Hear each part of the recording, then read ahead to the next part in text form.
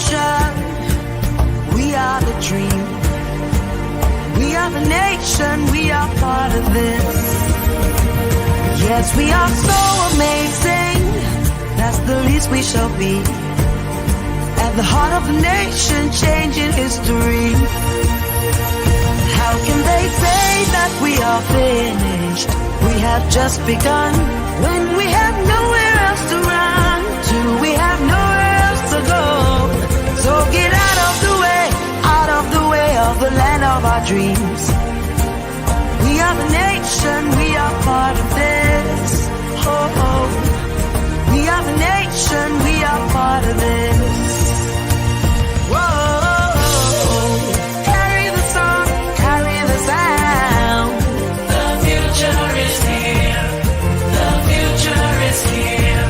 Goodbye yesterday, tomorrow is now for the taking. The future is here. The future is here.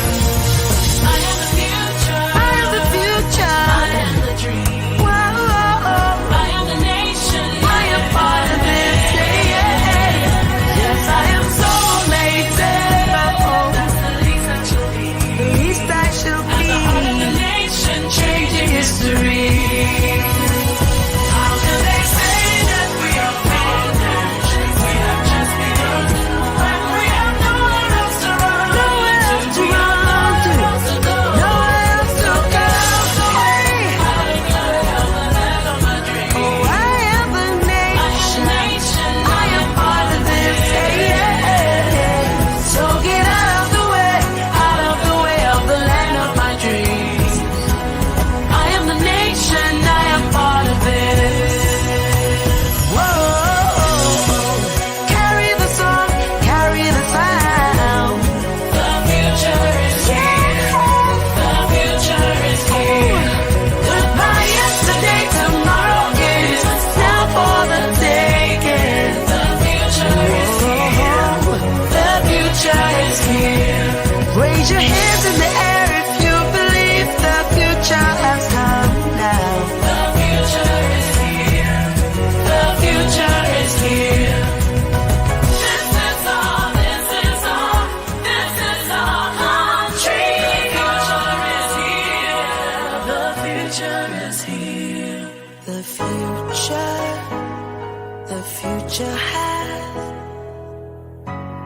The future has come.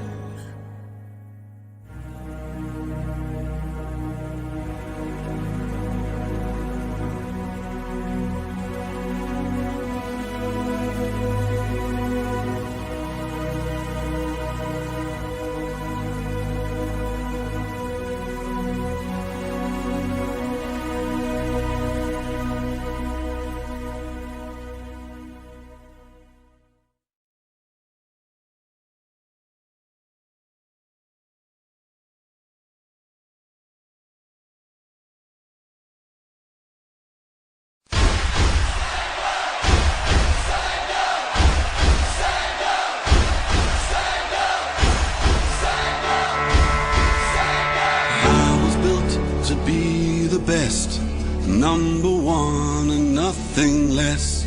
Lead me to my destiny. I have waited patiently. I have vision, oh I believe.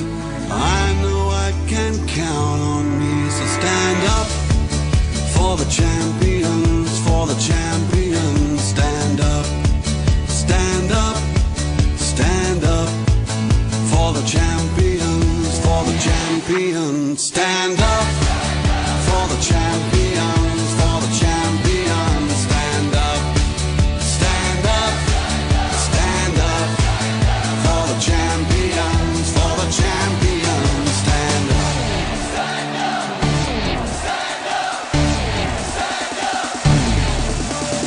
Here we go, it's getting close. Now it's just who wants it most. It's just life, that's how it is. 'Cause we have our strengths and weaknesses. Oh, I have vision, oh, can't you see? I'm on the move, make way for me. So stand up for the champions, for the champions. Stand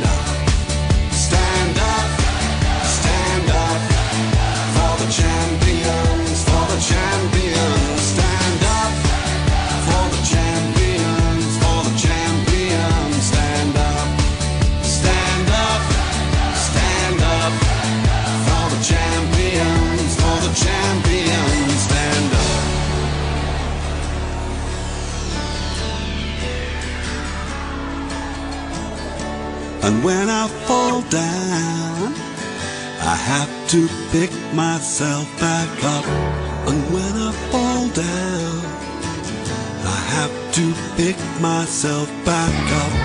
And when I fall down, I have to pick myself back up.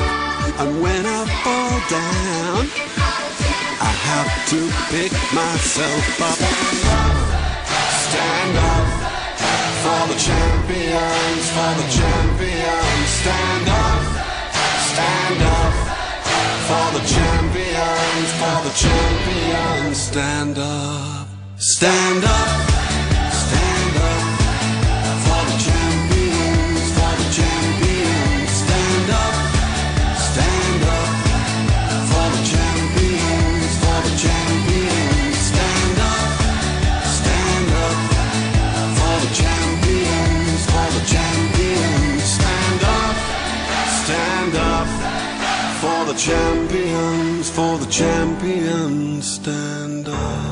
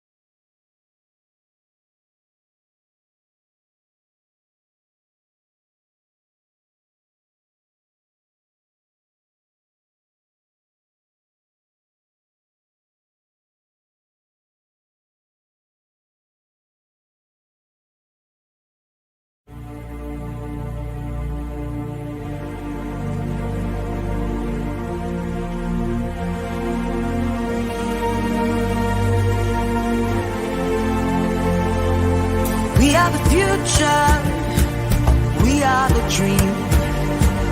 We are the nation, we are part of this. Yes, we are so amazing, that's the least we shall be. At the heart of the nation, changing history. How can they say that we are finished? We have just begun. When we have nowhere else to run to, we have nowhere else to go. So get out of the way of the land of our dreams. We are the nation, we are part of this. Oh, oh. We are the nation, we are part of this. Whoa, carry the song, carry the sound. The future is here. The future is here. Goodbye yesterday, tomorrow is now for the taking. The future is here. The future is here.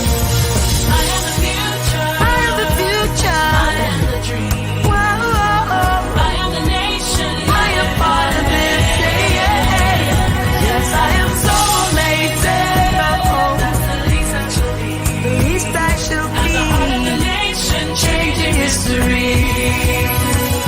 How can they say that we are winners? We have just begun. When we have nowhere else to run, nowhere else to go. Nowhere else to go. Oh, I am a nation. I am part of this. So get out of the way of the land of my dreams. I am the nation, I am part of it. Whoa, carry the song, carry the sound. The future is here.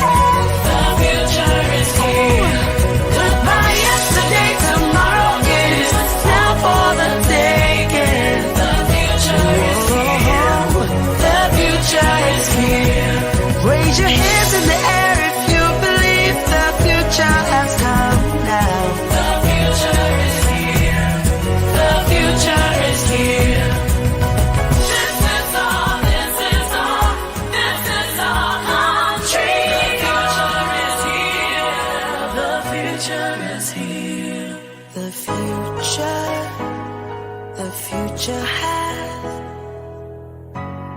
The future has come.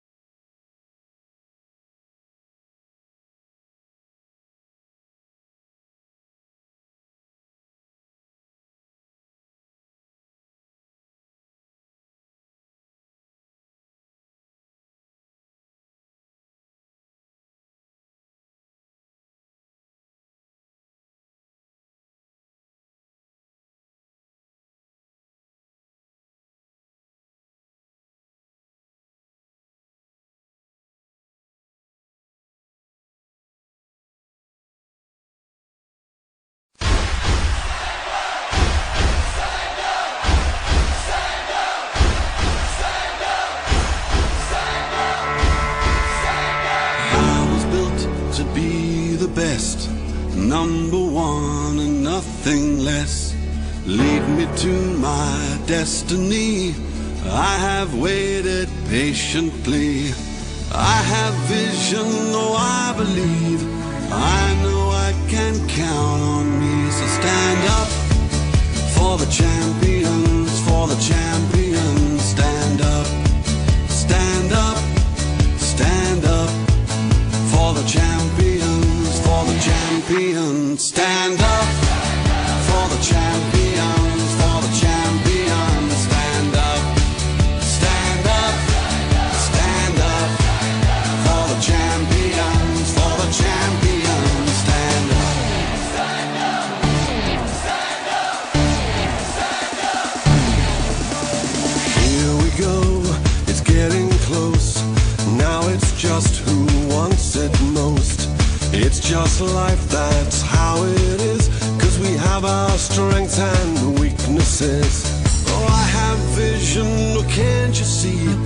I'm on the move, make way for me. So stand up for the champions, for the champions. Stand up, stand up, stand up for the champions, for the champions. Stand up for the champions, for the champions. Stand up, stand up, stand up for the champions, for the champions.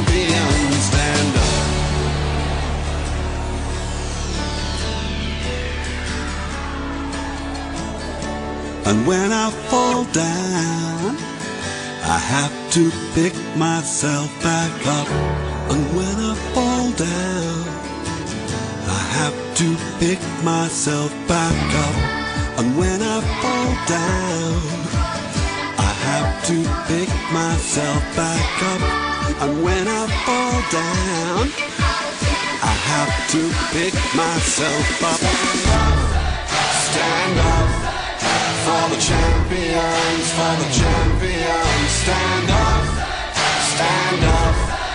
for the champions, for the champions. Stand up, stand up, stand up for the champions, for the champions. Stand up for the champions, for the champions. Stand up for the champions, for the champions. Stand up for the champions, for the champions. Stand up.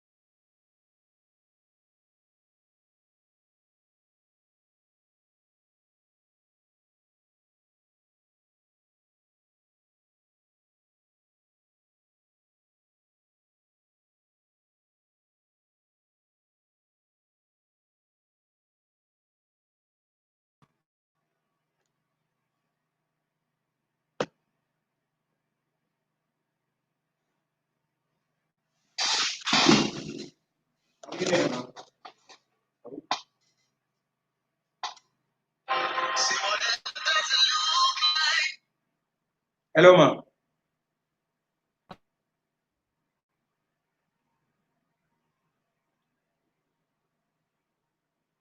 Yeah, okay. Yes, ma'am. Okay, yes. Okay, okay.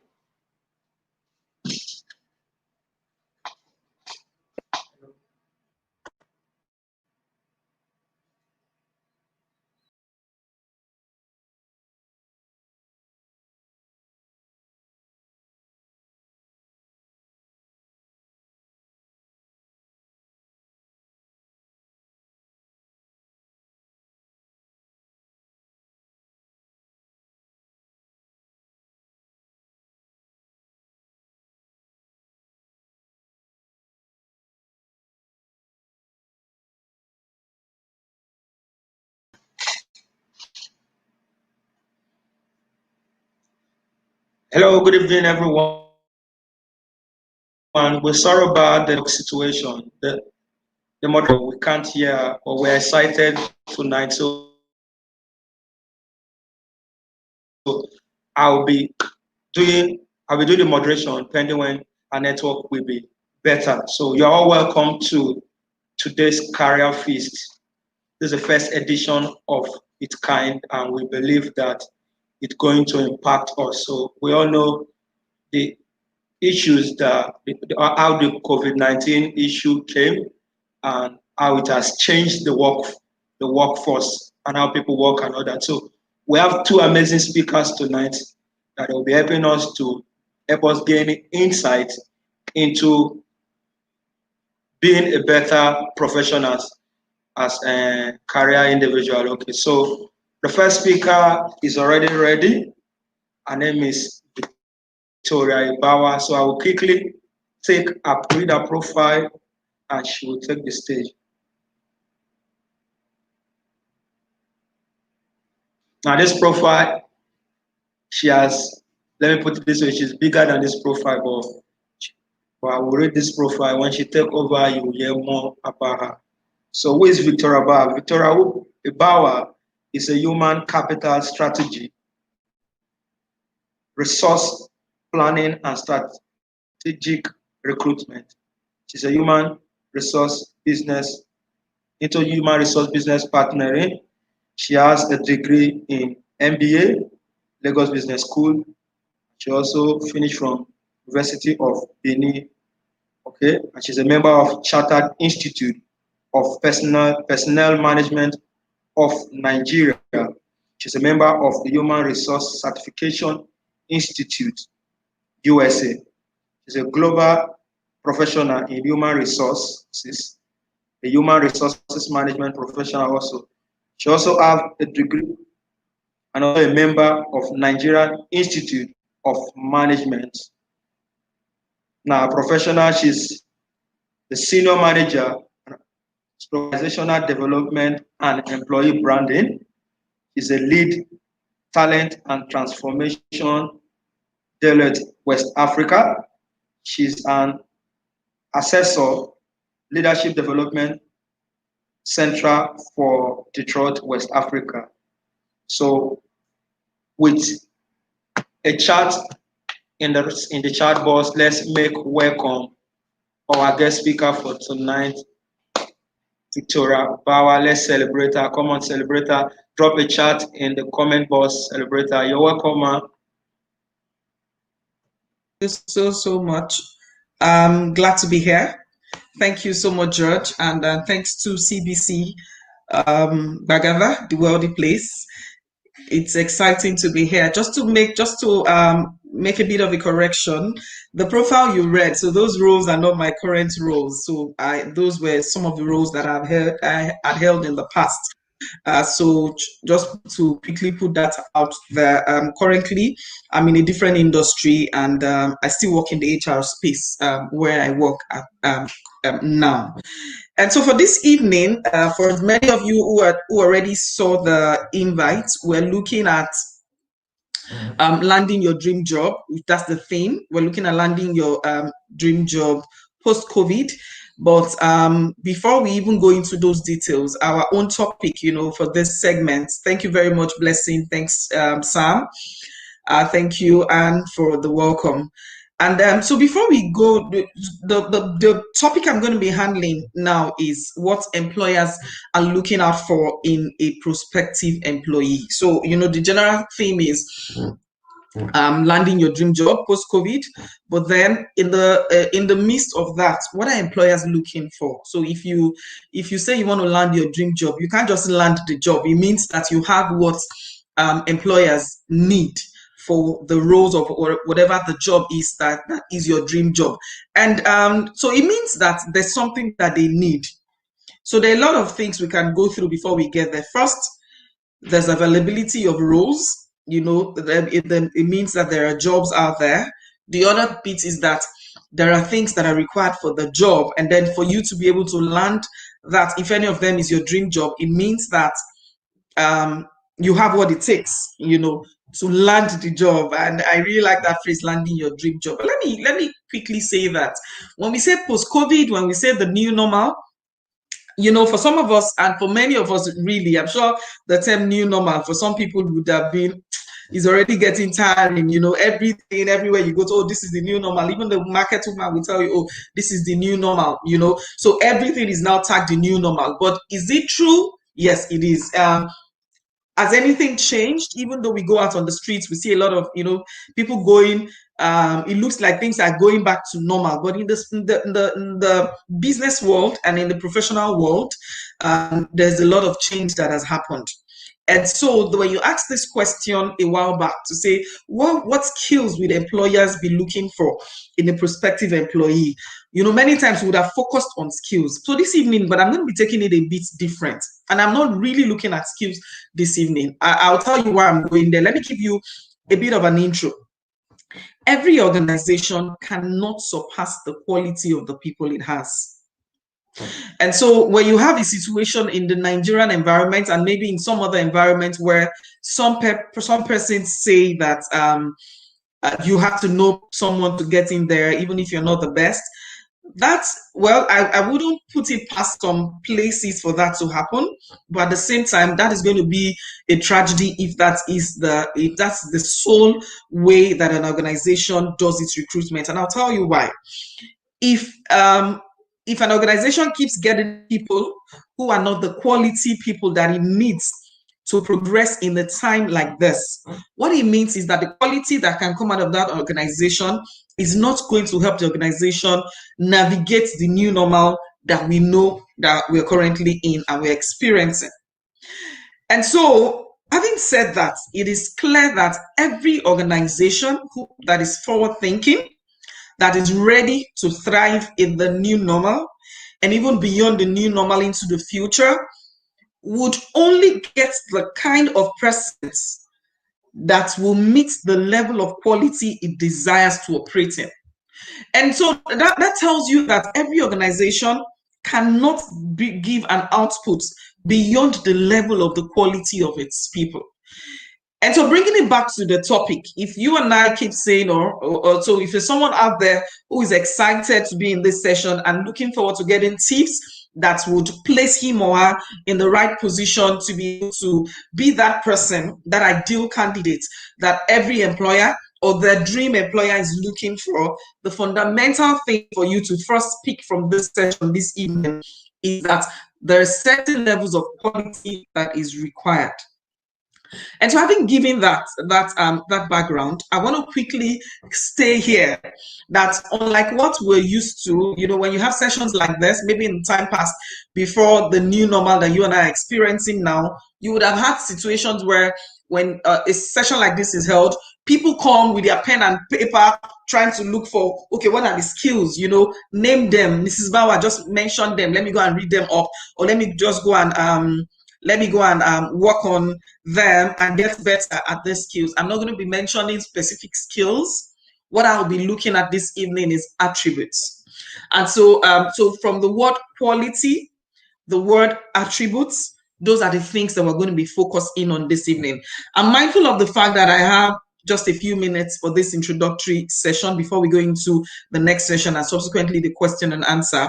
So I'll just go straight into what I mean by attributes. Attributes are the things that define you, that say who you are. And many times, even without getting to know you so well, there are attributes about you that speak. And so if you see what an employer looks for in a prospective employee, let me just also say this, that this session is not just covering people who are looking for jobs. It's also going to cover people who want to be retained in their employment. At the onset of COVID-19 in Nigeria, I had a lot of employees on one hand, and then employers reaching out to say, how do we manage the situation at hand? How do I retain my people? How do I motivate my people and still balance the fact that the business isn't doing so well? And, how do I strike the balance between motivating my people and also ensuring that the business thrives? How can I keep paying when it doesn't look like things are working the way it should be? On the other hand, employees were worried, am I going to have my jobs? Salaries are being cut, people are losing employment. So what's going to be happening to me after now? So there's just been a lot of uncertainties. And so my focus this evening, like I said, is really on the attributes. What should you be looking at a time like this? And let me also say this, that this is not necessarily just for post-COVID. It's going to be something that will keep you, both as a new hire, if you're looking for employment, and as somebody who's in an organization already, who's looking to either grow or be retained or even go higher within the organization. And if you're one who is also looking to get employment elsewhere, this session is one that will do you so much good. And so my first thing, I talked about the attributes. The very first attribute that as an employer or maybe an interviewer that or an HR person who's at the verge of employing people and looking forward to the persons who would work with us, a fundamental thing I would consider is what the goals of our organization is. Every forward-looking organization is not going to get people who will not align with their goals, with their strategy, and with where they see themselves playing both now and then in the future. And how do I pick the kind of persons that would align with where I'm going to? When you walk into an interview situation, some of these things might not be clear. You know, we've had situations where people say, oh, they dropped me in an interview, excuse me, or I wrote in my profile, and then without even meeting me, they were biased. They didn't give me an opportunity to tell, you know, what I have to offer. And so I'm talking about somebody who's prospecting, not necessarily an existing hire. The first thing that would come to mind for every recruiter, every employer, is how authentic you are. And so my first attribute this evening that I'll share with you is authenticity. And so when I say authenticity, I'm also going to balance it with another attribute, but I won't go there now. What is it when you say somebody is authentic?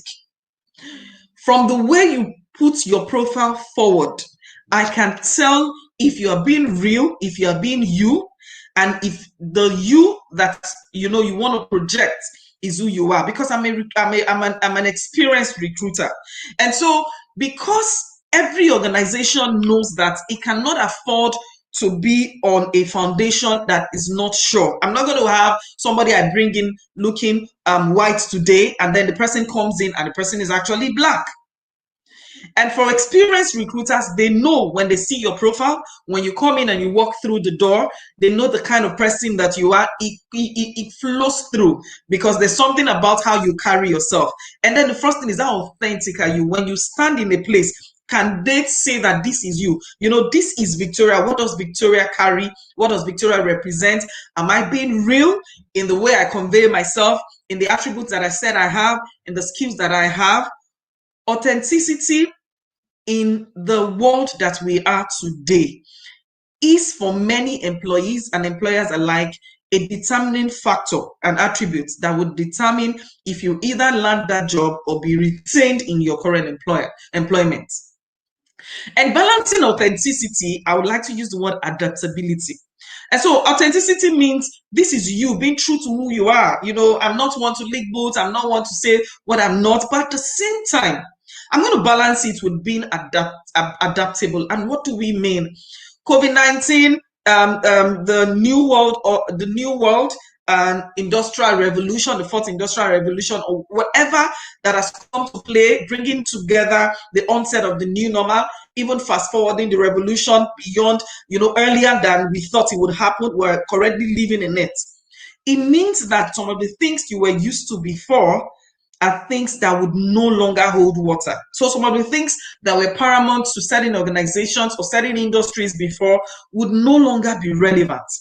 And so when I interview you, when I speak with you, when I go through your profile, I can pick if you're someone that is adaptable. And I'm going to be asking you questions that relate with what's happening in the now and how do you see yourself in that place. Between March and September, we've had a number of months that we've gone through a lot of changes, both within Nigeria and in fact in the world, and in different sectors, in every sphere of life, essentially. And so my question would be, are you the same person that you were in March? Are you different? Is there anything that has changed? Have you tried to align? Have you tried to adapt, to what is required now? Have you even looked for the industry that you said you want to function in? Have you tried to see what is relevant there and see how you can adapt to what they need? And so those two things are the first things I wanted to share. how authentic, the authenticity that you bring to bear. So, for example, now if you're already an existing employee, my first point will be that in this phase, who are you? What have I seen in you? You know, are you one that holds yourself that this is who I am and this is the value that I bring? At the same time, if the value that you have been bringing is not necessarily the level that is not at the level the organization needs, or maybe because the organization is now taking a shift in terms of the strategy, in terms of its focus, or even changing its industry and saying that this is no longer working for us. We need to work, be in an industry, or change our portfolio to what is going to help us thrive. How adaptable have you been in this process? I'm not going to be taken as an employer or as a recruiter. I'm not going to be taking people along with me on a journey who do not know where I'm going to. And beyond knowing where I'm going to, you can know where someone is going. So, for example, let me just give you an example. I want to go on a desert journey. And then I tell you that Victoria, in the next, because of what has happened in the last 7 to 8 months, we're going to be going on this journey. And depending on what you have, you know, you need to get prepared. And then we meet on the day of the journey, and I ask you what you brought along. You showed me your clothes, you showed me your makeup kit, you showed me your shoes, and you didn't show me water, you didn't show me any form of liquid, and you know we're going on the desert journey. And so every current employer or prospective employee already knows that we have experienced a shift. And so my question is, have you shown adaptability in the things you have developed yourself in the time? Have you shown adaptability by even trying to understand the industry that you're so focused on and knowing what is relevant for that industry now and in the future? And how much do you see yourself playing in a space like that? Have you drawn up, or maybe even after today, have you drawn up what are the skill sets in a particular industry? And that's why I'm saying I'm not giving you any template of these are the skills, because depending on where you function in, depending on the level, a lot of some things might be different, but these are fundamental things that apply to everybody. You know, authenticity, but balancing it with adaptability. I'm going to quickly move on to something else. When I say adaptability, yes, you are able to adapt. You know, you are flexible. You are able to you know, adjust to conditions the way it is. But at the same time, my question is, in being adaptable, are you fit for purpose? You know, I talked about organizations having to change their strategy, having to change their portfolios, having to change a number of things. If we have to do that kind of a selection and we say that this is where this organization is going to, would you be one of the persons that will be reviewed and say, oh no, this person can quickly switch. She has or he has the kind of skills that are adaptable that we can use at every point in time. And so this session is one for everybody here to take a moment to self-reflect and see what was helping me, what was I using in my job before now, and what do I need to stay relevant in the future and even now. I'm going to move on from adaptability and authenticity to agility. And what does agility means is that how quick and how fast you can respond. Note that I did not say react. You know, unfortunately, in the last few months, a number of people have reacted. You know, they've just been reacting. You know, everybody's doing this, they're reacting and they're doing that. Everybody's moving this way. They're not deliberately responding. What does responding mean? Responding means taking pausing and looking at the factors in front of you, you know, spreading your cards in front of you, look at your career, look at your other life goals, look at everything and see yourself in the middle of it and think, what decisions do I need to take now? What steps? Okay, so as you take the decision to respond, what particular steps will I take? And for a prospective employee, or an existing employee, I'm very mindful to also say an existing employee, because there are people who want to be retained in the employment or who want to grow in the organization they're in. One of the fundamental things you're going to be asking yourself is this: where is my organization going? Do I have what it takes? Yes, I'm amenable, I'm adaptable, I'm able to be, you know, I'm fit for purpose, but how fast am I getting the things that are required? Am I going to be one of the first movers? So agility means the rate, the quality of being responsive on time. You know, the speed, the alertness to the changes that is happening and the rate at which you align to those change.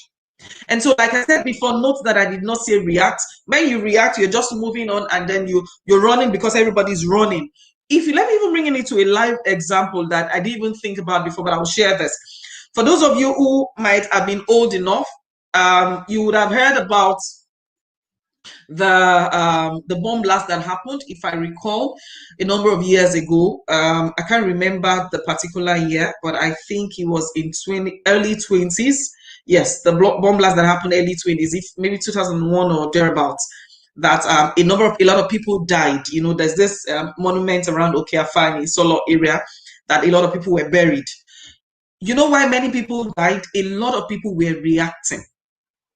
So because everybody was running, people were running, people were jumping into the canal, they were reacting also, and then jumping into the canal. So what has everybody been doing that because everybody's doing this, so you're also moving that way? Have you sat down to think, where am I going to in my career? You know, what exactly do I want? And what is going to place me at an advantage? That's responding. And so the agility now is the speed, you know, the rate, the quality of having the speed to respond to the requirements, to what is necessary to help you to strive in your career. And so as you respond, you don't just respond because you feel, oh, I have to respond. You have to look at different factors. What do you see yourself? What do you want for your career? The industry that you play in, where, like I said before, what is paramount? What was paramount before? Is it still going to be paramount now?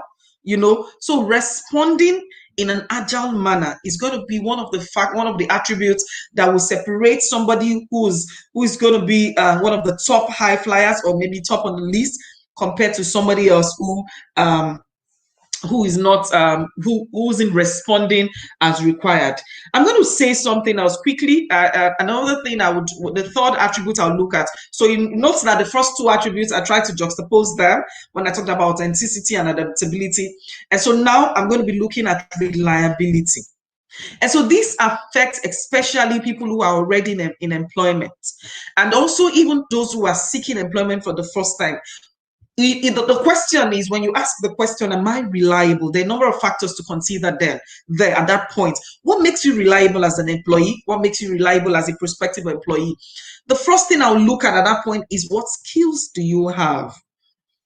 You know, so if I've got something to be done, I have a new project, I have an initiative to be done, your reliability would not only come from how intellectual you are. It's about what you have. Do you have what it takes? Can I rely on the ability you have to deliver on that project? And your ability is closely tied to your skills. So for example, I'm in the media world. What are the skills that are relevant now and in the future? What was being used? You know, what was the technology that was being used in logistics? What's now going to be used? Or what is already being used? What's logistics saying in the developed countries? Where should we be going to? What skills am I doing? That's a lot of free trainings online. Imagine being out of school since last year.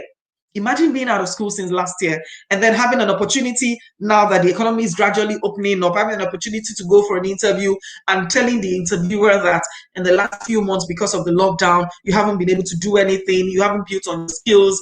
I'm going to look at you as somebody who's not reliable. Because it means that the opportunity that you haven't maximized it. No matter how small, something should have changed, something should have improved over time, especially in the period that we were in. So how reliable are you? How trustworthy are you? And so reliability also goes beyond skills to the trust that I can have in you. When you say, yes, can I say this? Yes. Imagine you going for the interview and then I'm able to pick holes. So for someone like me who's been in recruitment and human resources for quite a while, I'm able to, by the time people submit CVs, before they come, many times they might not even get interviewed. And if I didn't pick it before the interview, I pick it during the interview.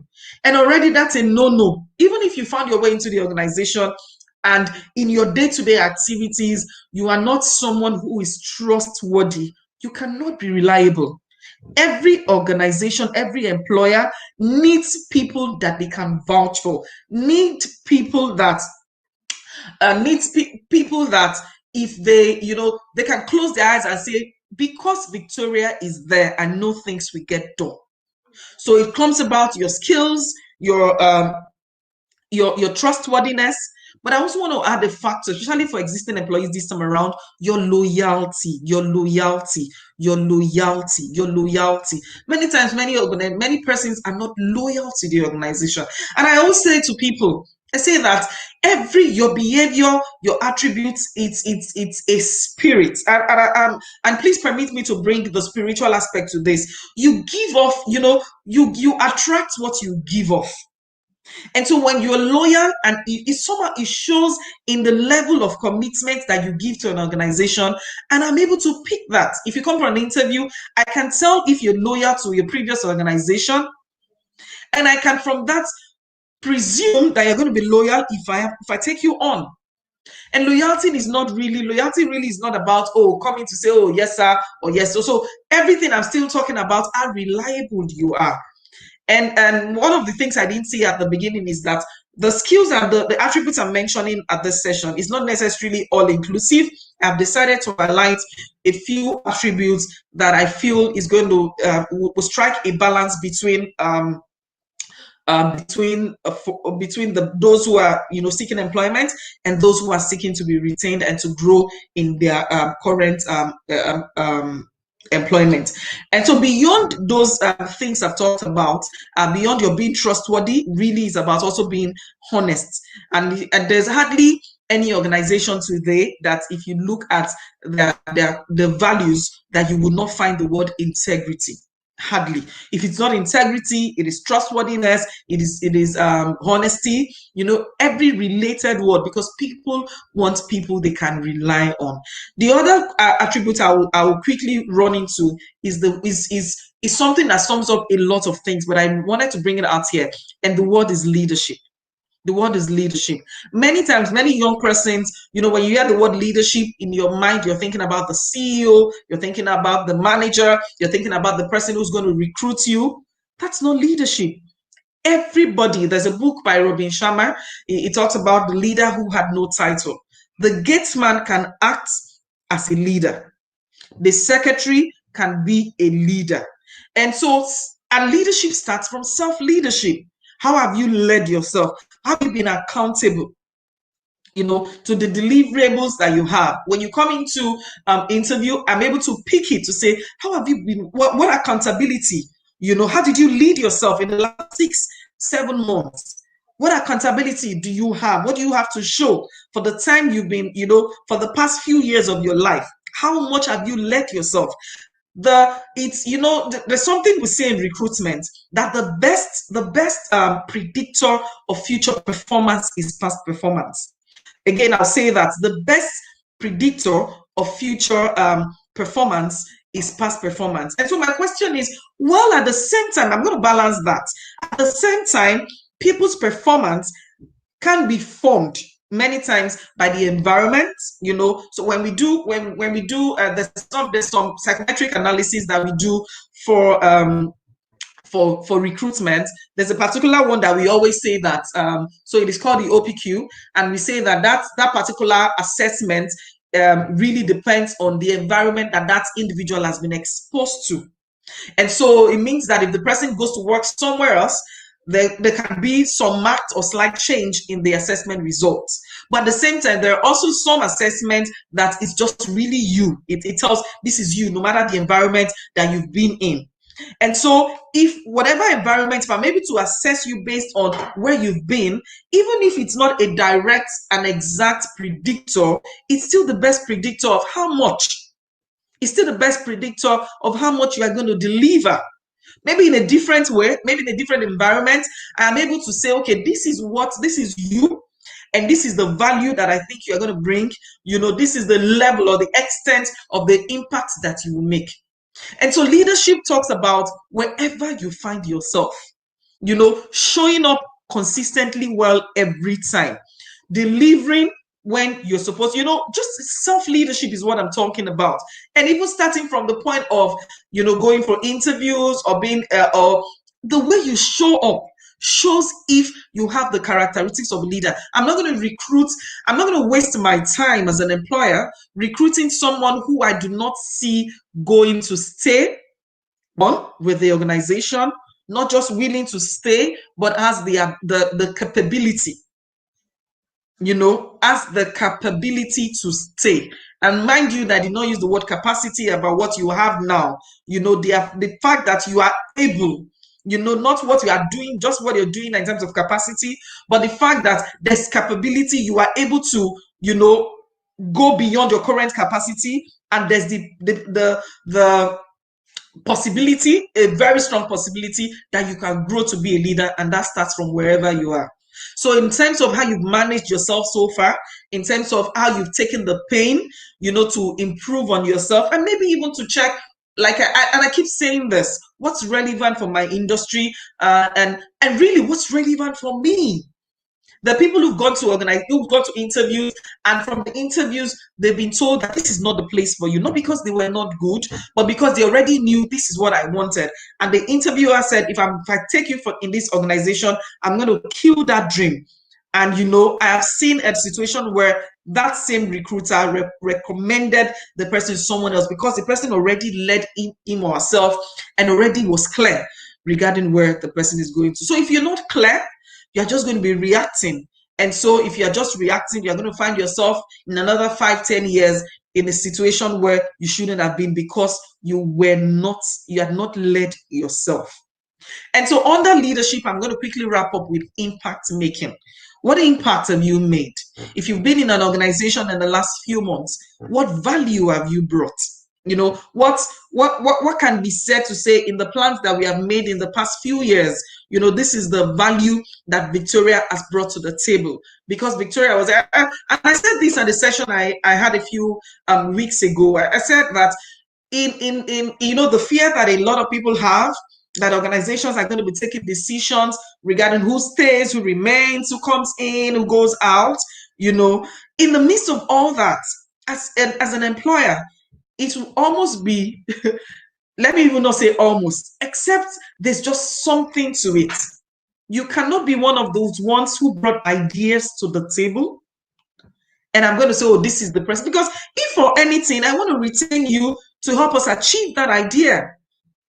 And so my question for you is, what value have you brought? Just like we say in buying and selling, when you say how do you attract money? You attract money by solving, by bringing solutions, by solving problems, and that's just value. So what value have you put on the table? And what value can you even express yourself that you can bring in? Let's assume you're a new, you're a prospective employee. What value can you say I have brought in my past, and then I have to offer? Are you able to express that value? And can I take you on because of that, what you're able to express? Or do you able to just believe God and believe in the spirit that, yes, I can see it? While Victoria might not be able to say herself, but something tells me in my spirit that she will be the best candidate. I'm not going to recruit you based on that. Because I do not have the time now, I would have shared an experience where someone that came to an interview and started making a lot of spiritual examples, because the person obviously would have Googled me and seen, oh, this person is a Christian, and wanted to go that route. She lost that opportunity because I was looking for content and not just for superficial attributes. And then finally, which really I think I've spoken to in the things I've said. Really, this session, I do not have 25 minutes to cover everything, but let me just quickly say this regarding the last point. The last point is really being future focused. And when I say future focused, it encompasses a lot of things. Things around asking yourself, what if? So what if you don't even get the job, or what if you get the job? The skills that I have now, is it going to sustain me? What are you thinking? Imagine going for an interview and you're already telling the organization, this is what I saw happening, and they ask you, okay, what do you have for us? And you ask a question that shows that you've done your research, not just about what the organization is doing now, but about what the organization needs or requires to thrive. Except some other things go wrong, I would like to give you a chance in a situation like that. So are you thinking ahead, or you are just focused on let me get a job, let me get a job, let me get a job, you know, or let me just retain my job. Are you even thinking, do I have what it is to keep me? And then bringing it individually. What if you don't get a job? And I like to, and when I speak to young people, when I speak to even experienced hires, I always like to ask them, what if, you know, what if, what if, what if, what if life happens? Have you thought about the future? Do you have a backup plan? You know, are you developing skills that can be adaptable that we talked about? Are you leading self? Are you even making impact on others that I would refer to? Somebody said in the session I attended recently, and the person said that for every encounter you have, every situation, everywhere that you have been felt, you know, you are exchanging something. And I said something to a group of young people recently. I said, every day is the marketplace. Somebody said, oh, you know, preparing for the marketplace. I said, marketplace is not just sitting in an office, it's not just the business world. Every day, even as I'm talking to you, I'm selling, I'm making an impression on somebody who can maybe in the future meet me and say, oh, Mrs. Abaya spoke to me because of this.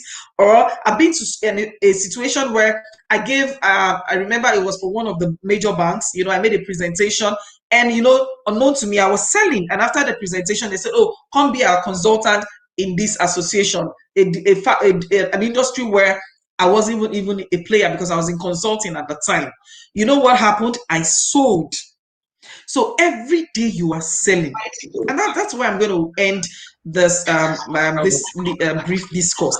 That everybody, both as an existing employee and as a prospective employee, know that for every conversation, every decision you take, every interview you go for, every time you are felt and seen, you are selling. And when you sell, it's either you are selling quality and value, which will bring value back to you, or you're selling something that has no value and people will turn you down. Thank you very much. Wow, thank you very much, Ma. Thank you very much. I got so much value from this.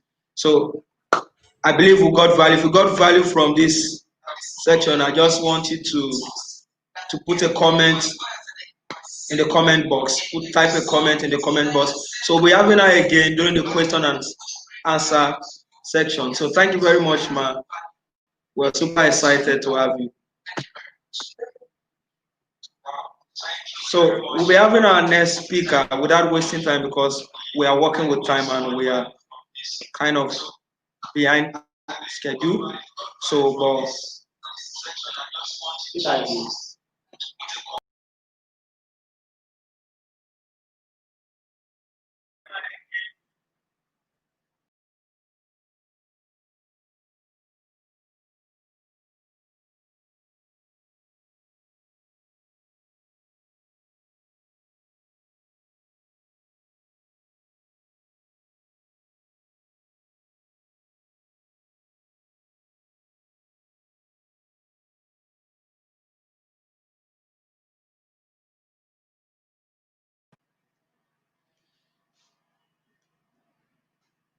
okay, the next speaker is already in the room, so I will quickly read his profile and he will take the stage. Okay, so he will be speaking on the topic, the future of work and how to plan and prepare for a successful career path. So he was speaking on the topic, the future of work and how to plan and prepare for a successful career path. Now, the speaker name is Mr. Oyewole Toriola. Now, who is Mr. Oyewole Toriola? Mr. Oyewole Toriola is a seasoned finance executive with about 17 years experience in finance, in risk management and strategy planning in diverse industries like consulting, banking, manufacturing, and FMCG and power. He has been involved in the startups as well as acquisition of companies, which sometimes involve constructing and recruitment of key management staff. He's experienced working in multicultural and geographically diverse teams located across Africa, Europe, South Africa, South America, and Asia, and has also led teams located across West Africa and East Africa. He's a fellow of the Institute of Chartered Accountants, a first-class graduate from the University of Ibadan, and also an alumnus of the prestigious Imperial College, London. With a chat in the comment box, let's make welcome Mr. Oyewole Toriola. You're welcome, sir. You're welcome, sir. You're welcome, sir. Thank you very much. Let me start by saying thank you to the leadership of CBC Bagada for this opportunity, as well as to the attendants for your time, for this time you've spared to have this conversation. Thanks for coming.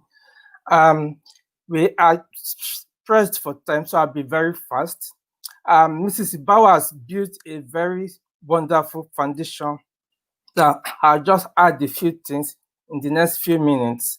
So my topic is the future of work and how to plan and prepare for a successful career path. But let me start by establishing something. Most of us think the future is something that is going to happen at some later time. What we don't realize is that while we are busy today spending time thinking, dreaming about that future is actually creeping past us and we are not aware. A lot of people fall into the trap of living in the future and losing the now. So the future is actually now. Let's have that clearly settled in our minds. The future doesn't happen later. It happens every day, every minute, and before you know it, it's 10 years, it's 5 years. So when we talk about the future of work, we are not talking about something that will happen in 5 years' time or something that will happen next year. We are talking about something that is already happening as we speak. So we have to be very aware of this so that we don't get left behind. Now, having said that, I want to talk about two of the most important forces shaping the work and the way we work going into the future. These are not the only forces, but two of the most important forces, which are technology and social factors. I will explain what I mean. Let me start with technology. So we all know what technology is, but two things I want to quickly call out in technology. The first is the speed of technological innovation. So technological innovations doesn't happen slowly. It doesn't happen in a linear way, like 10 plus 10 plus 10. It happens exponentially, like 10 times 10 times 10. So for instance, if you look at the telephone, the normal analog line we had, it took decades before the first cellular phone, those big phones, the Turayas, were invented. After that, we had the Triumph, the normal mobile phones, the Nokia 3310s, if some of you remember those. Then after that, how long did it take before the first smartphone? After that, before the next generations of growth in smartphones. So when you look at all these things, you realize that technology moves very fast. It leaps. It doesn't work. It leaps. That being said, the other thing is the speed of diffusion. Now, unlike in the past, where it may take a long time before something gets to Nigeria, in today's world, the world is not a global village. So it doesn't take any time before something gets from one end of the earth to another. Example, COVID-19. The same thing with technology. So Apple releases the latest iPhone. How long does it take before it gets to Nigeria? It doesn't take a long time anymore. So we need to realize these two things about technology. Now, how does this affect what we are talking about today in terms of work? So there are technological innovations affecting work. There are developments that will change the way we work. It's already changing the way we work, and will continue to change the way we work into the future. That as serious-minded people who are keen on having successful careers, we need to be mindful of this and to follow this. So I just go through some of these innovations. This by no means is the full list, but I've just picked out a few of these items. And I'm not going deep into these things, just skimming the topics. You can deep dive to see how this affects your particular industries, your particular jobs and careers. So the first thing I want to talk about is robotics. So we've heard about robots. Robots are getting more sophisticated and cheaper. How will this affect work? The truth is, a lot of manual work are going to be replaced by robots. We're already seeing driverless cars. And these things are not just science fictions. These things are not just based on what is happening in the developed world. Even right here in Nigeria, it's happening. Several years ago, I've been to a factory in the east of Nigeria where the whole bottling line, there's not a single human being. Everything is managed from the front of computers by just a few people. I've also heard of a paint manufacturing company here in Lagos that the whole process is automated. So this thing I'm talking about is not that it is coming to happen.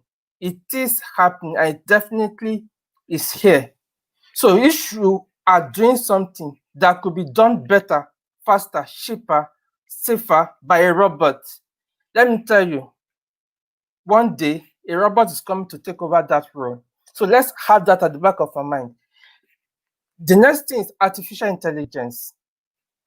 Just as robotics is to manual work, artificial intelligence is to mental work. So now we are having AI programs that diagnose diseases better than doctors. We have what we call telemedicine, and it's right here in Nigeria, where a doctor can be in Lagos here and be attending to a patient in Maiduguri. It's already happening here. So artificial intelligence is something that is going to take over a lot of the mental work that is being done. There's machine learning, deep learning, all sorts in artificial intelligence. Thirdly, blockchain technology.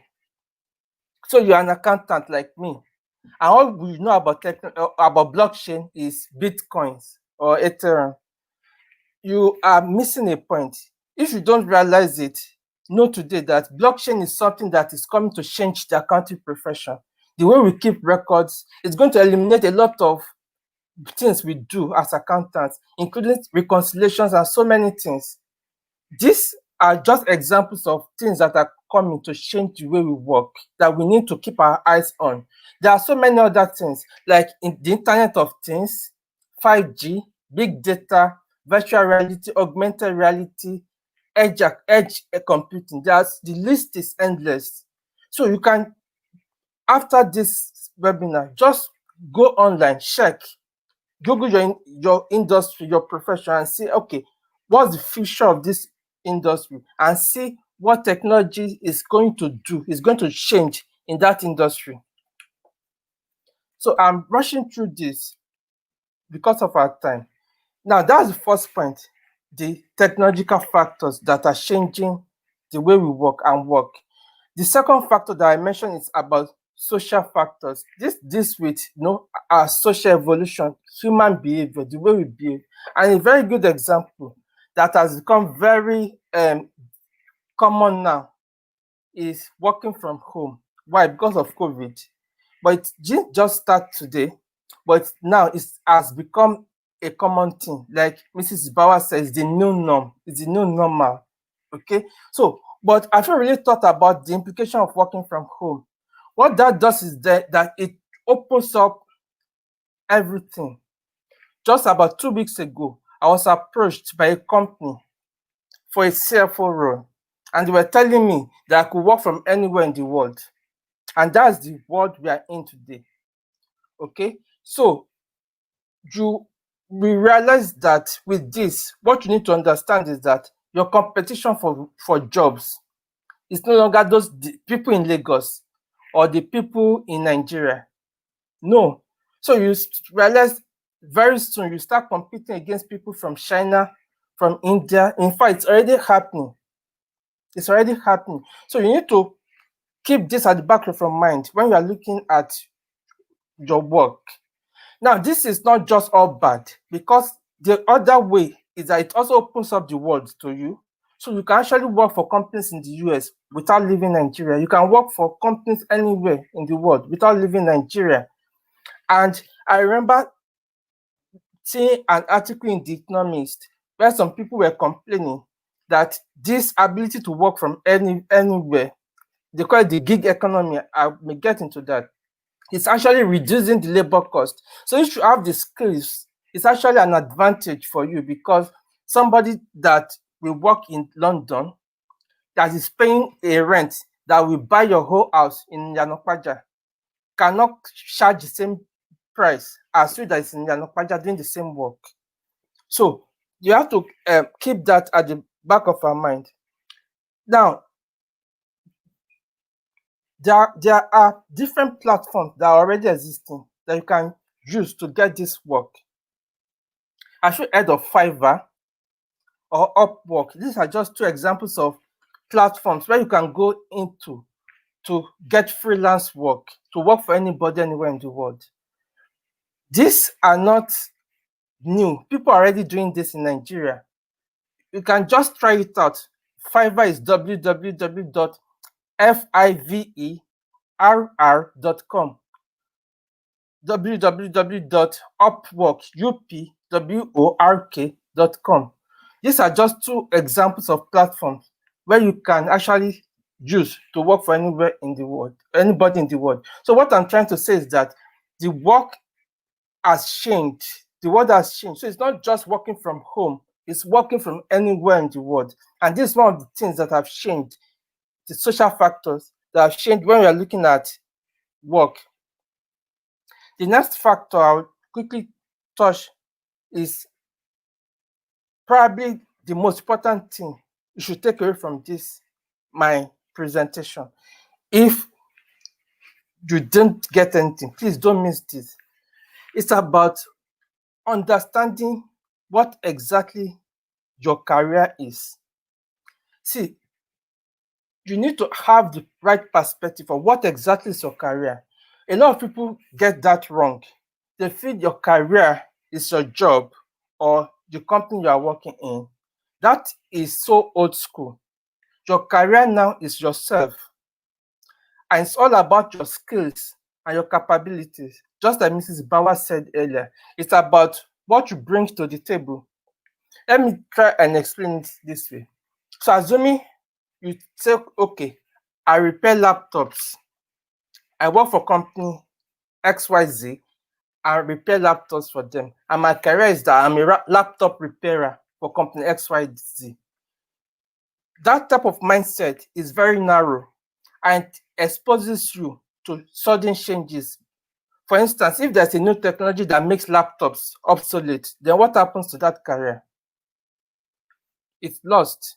So you need to change your mindset from saying, okay, I'm an account receivables officer for company XYZ, to saying I'm a consultant. You need to see yourself as a consultant, no matter what you do, as a consultant, providing consulting service to your industry or your company. So for instance, you are the marketing manager. Don't see yourself that, okay, my career is the marketing manager. No, you see yourself as I'm a consultant providing marketing consulting or consultancy to this company. When you see yourself that way, you realize that what you've got to sell are your skills and capabilities. I'll give you an example that illustrates this. Some years ago, I was CFO at a company, and then my cost accountant resigned and left because she got another job. Instead of recruiting another cost accountant, I decided to split our work and share it among the existing team members. But what I did was the bulk of the work I gave to this young man who I felt was smart and could be challenged to step up to the next level. And then somebody later came to tell me that this guy is complaining in the office that I gave him so much more work, but I didn't increase his salary. So I sent somebody to call him for me. When he got to my office, I said, "You should sit down." And I asked him, "I heard you said this." And he confirmed it. So I asked him, "So why do you think I earn more than you do?" And the guy was like, "Because I was the CFO." I told him that was wrong. It's because I know things he doesn't know. Because I can do things he can't do. He can spend 2 days working on a document, and I'll look at that document in 2 minutes, and what I will do to that document will be more important than everything he has done in the past 2 days. And he can spend 2 weeks working on that document, and he won't be able to do what I will do in 2 minutes. Why? Because of what I know that he doesn't know. And how did I get to know these things? Because of things I've done, places I've worked, things I've seen. And so the more you're able to do, the more you build your skills and the more valuable you become. The guy, to his credit, took my feedback positively, thanked me, and he went back. My management accountant, whom he was reporting to, came back to tell me that this guy is very motivated. He was always asking for work. And what happened? Just some months later, another company pushed this guy from me. Why? Because he has improved himself. Now, what he went to do in the other company were the things that I gave him to do as the cost accountant. Will he have become a cost accountant? Perhaps, yes, most likely. Maybe it will take another 2-3 years to become a cost accountant. But because of those additional responsibilities it took, because of building on his skills, he became that cost accountant in like 6 months. So that just goes to illustrate that you need to change your mindset when you're at work from thinking my work is my career to understanding that yourself, your skills is your career. And if you build on your skills and your current employer does not pay for that additions you've made to yourself, somebody else out there will definitely do that. So you need to have that very clearly understood. Now, I've spoken about the way technology is going to affect our work. I've spoken about social factors. So what do you do to remain relevant? I'm already talking about it. Mrs. Bauer already spoke about that. It's about your skills, your capabilities, developing yourself. There's what they call upskilling and reskilling. Learning new things about your area, learning new things about other areas that is not your area. As a CFO, sometimes I will follow salesmen into the markets. I will dress in jeans and t-shirt just to go and see what they do, to go and learn and pick up 1 or 2 things from them. So that is very important. And like Mrs. Bauer said, there are so many resources online that you can just avail yourself of. There's Coursera, there's EDX, even YouTube. There are so many things you can just try to build on your skills. Just a few months ago, I went back to Imperial College to go and take a course on fintech. Why? I was learning about machine learning, digital banking, about blockchain technology, because I know these things are the future that will impact my work. Before then, I had gone back to take courses on innovation, design thinking as an accountant. Why? Because you've got to keep building on your skills to be relevant in the future. So you've got to keep building on that skill, and then you've got to remain technologically relevant. I mean, there are still people today who don't know how to operate a laptop properly. They can't find their way easily online. It's terrible. If you are thinking of being relevant in the future, you've got to be technologically savvy. My kids, 2 of whom are below 10 years, are already learning how to code. Why? Because that is the future, and I'm preparing them for that future.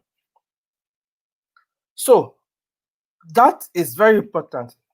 Now, let me wrap up by talking about some principles that will not change, even as work and the way we work change. There are some principles that will not change.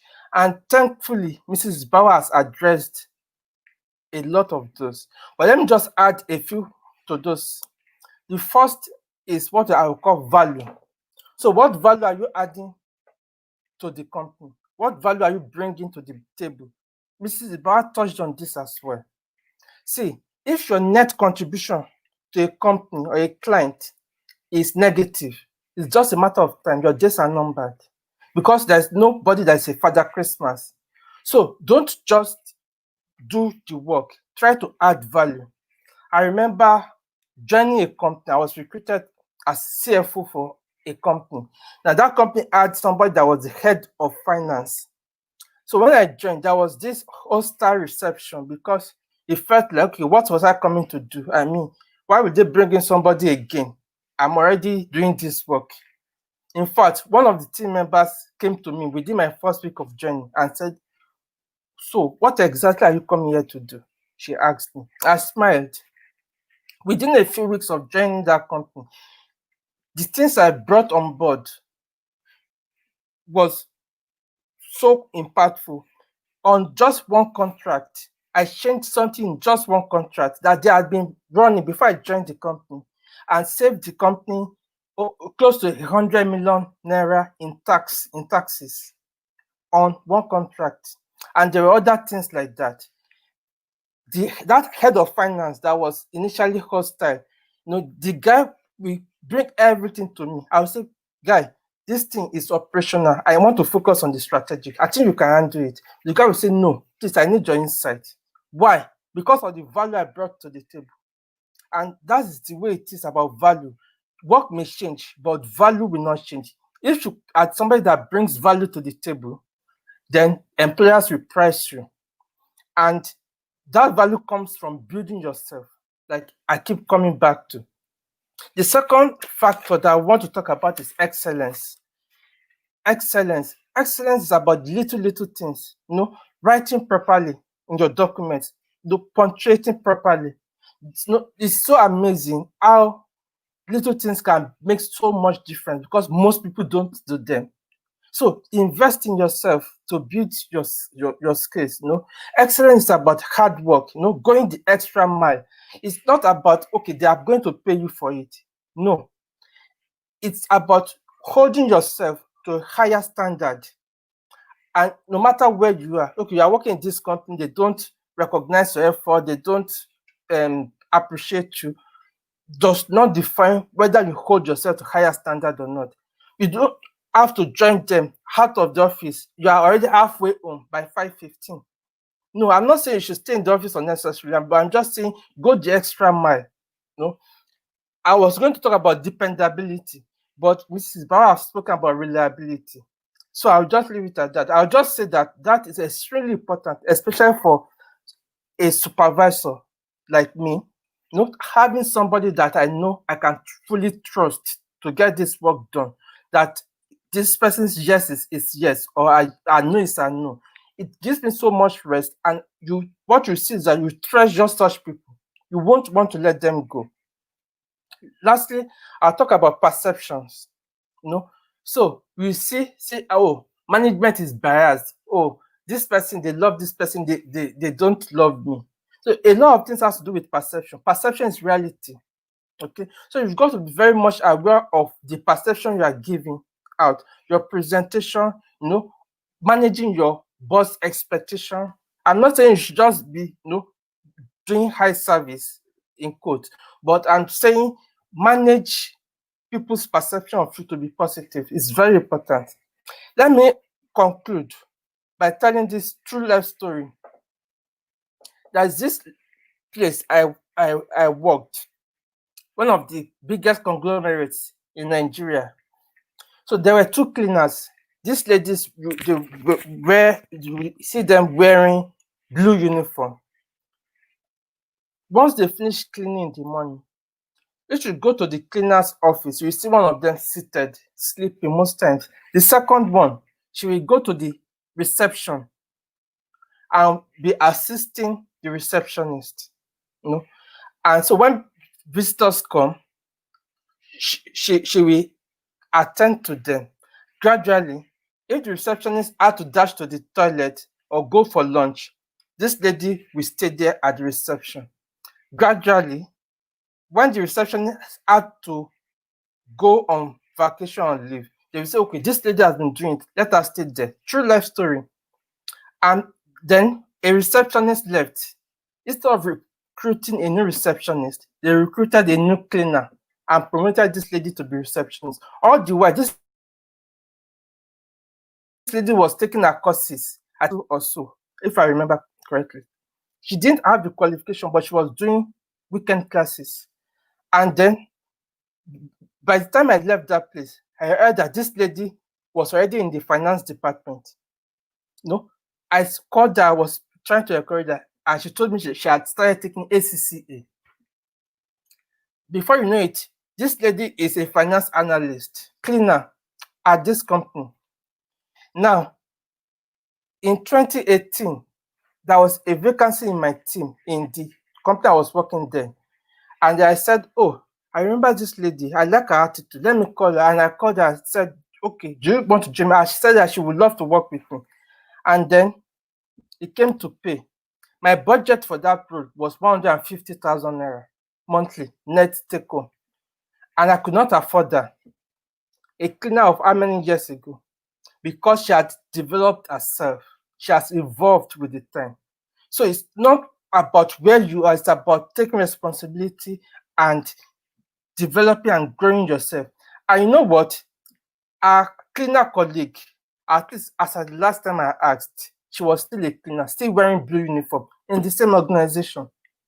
So this is a true life story, and it goes to illustrate that if you want to have a successful career, you've got to invest in yourself. You've got to evolve with the time. Let me just stop there for now, and then maybe I may add a few more nuggets when we take questions during the panel. Thank you very much.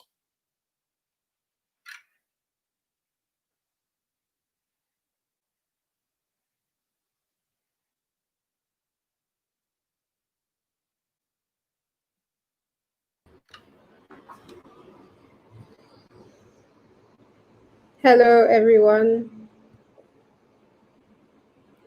Thank you, Mr. Toriola, for that presentation. It was great. We learned a lot. I learned a lot, especially on artificial intelligence and every other thing that you have mentioned. Thank you also, Mrs. Ibawa. We have learned a lot. Okay, so now we'll be taking questions. So I'll be reading few of the questions that I have here. Okay. So you mentioned something about artificial intelligence. I wanted to ask, in this day, in this age, how well do you think we can collaborate with artificial intelligence? How do you think workers or employees are supposed to embrace artificial intelligence so that we don't see it as the enemy? You know, when we hear that there's a new technology coming, we're saying, oh, it wants to take my job, it wants to displace me. What do you think should be our reaction to innovation in this area? Okay, thank you. I assume that is for me. That question is for me. Yes, please. So let me say this: when a new innovation comes in to disrupt an industry, jobs are lost, but interestingly, usually more jobs are created. Let's take a very good example: Uber. Before Uber came, we had yellow taxis. A lot of those yellow taxis are now being driven by old men. You know, most people don't patronize them anymore. People just go on Uber, they go on Taxify, and we have far more people driving Uber, driving Taxify than those yellow taxis. So that's just an example, and it's not just limited to that. So you see, where technology tends to create more jobs than it takes away. The important thing for you is to have the foresight to see how it will impact your job and reposition yourself if you stand to lose your job because of that technology. Oh, sure. So, Okay. given that, yes, the mindset, the correct mindset is actually to look at how do you collaborate with artificial intelligence, and that depends on the industry and depends on what you do. So there are still things that AI cannot do. And you want to focus on those things, especially things that has to do with human emotions, that needs human judgment. You will want to focus on developing yourself around those areas. Thank you. Okay, sir. Please, I like what you mentioned about repositioning and how we are meant to develop ourselves in the areas doing the jobs AI cannot do. Please, can you list some of these jobs that you think AI cannot do, or at least for now they cannot do, because we Okay. can't say anything's impossible anymore. Exactly. Thank I you. like that mindset. Actually, it's very important to qualify it the way you've qualified it. That is for now, because we would never can predict what will happen in the future. And I've already alluded to it, which is that there are things that require human judgment. For instance, AI, let me use accounting for instance. AI can tell you that okay, this debt can go bad. Mm? But human judgment will say, okay, who is this person that is owing the debt? What does no you can bring some element of human judgment to make a better decision than AI. So things that really have to do with using human judgment, there are some that AI is taking away, but there are still a lot that requires human judgment. Things that have to do with human emotions, the unpredictability of human beings, managing human beings, especially. AI is not able to do that right now. So those are just two examples, but there are so much more. You can go online and just check, especially as it relates to your industry and your profession. Thank you. Thank you so much, sir. Okay, so next I'd like to ask Mrs. Ibawa this question. Okay, so because of the way um, work the workspace is changing, the landscape of work is changing so fast. It looks like jobs are mutating, they're taking on new shapes. They are not what they used to be. So people now expect more than normal. So would you advise any entry level or undergraduate to be a specialist or a generalist? What would be your advice, ma'am? Okay, thank you very much, Stella. Well, I'll say that it depends on the number of scenarios. On the surface, I'll say generalist, and I'll tell you why. But then I'm not also going to be too fixated and say generalist. Typically, when you start your career, so when I say that it depends, it depends on where what stage you are in your career. Sorry, there's some noise from my background. So it depends on what stage you are in your career. And so typically I advise people that when you're starting off in your career, be open to as much opportunities as possible. So within your field. So when you use the word generalist now, for example, if you say, um, um, if you're in the media space and you say the person is a generalist, it means that within that space, and it's not necessarily a jack of all trades. So not like you are doing media today, you're doing finance tomorrow. No, not necessarily. But within the space that you function in, you should be able to do as much as possible. So the example that Mr. Toriola gave about the guy who was poached later on, having been given the opportunity to do some jobs that the cost accountant was doing before, if he wasn't given that opportunity to broaden his skills, which is what being a generalist gives you the opportunity to, do, you might find it difficult to fit in. One, when opportunities come, and number two, when changes happen, like the changes we've been talking about. But at the same time, as you grow in your career and you become someone of more, so depending also on the structure of the industry you work in. So let me bring it home so I play in the human resources field. I am always saying I'm a generalist, and that has been fantastic for me. So I've done L&D, which is learning and development. I've done recruitment. I've done performance management.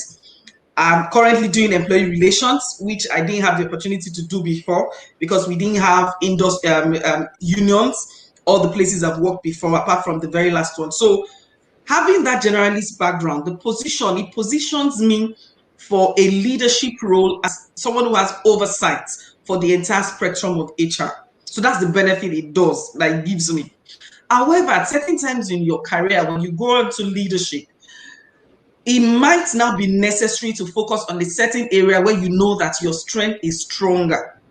So, for example, now if I have a team of leaders and I have 5% directly, who should support the director, I'm going to be looking at, yes, you have, your skills are broad, but if I need somebody to take the lead, where's that niche that you have?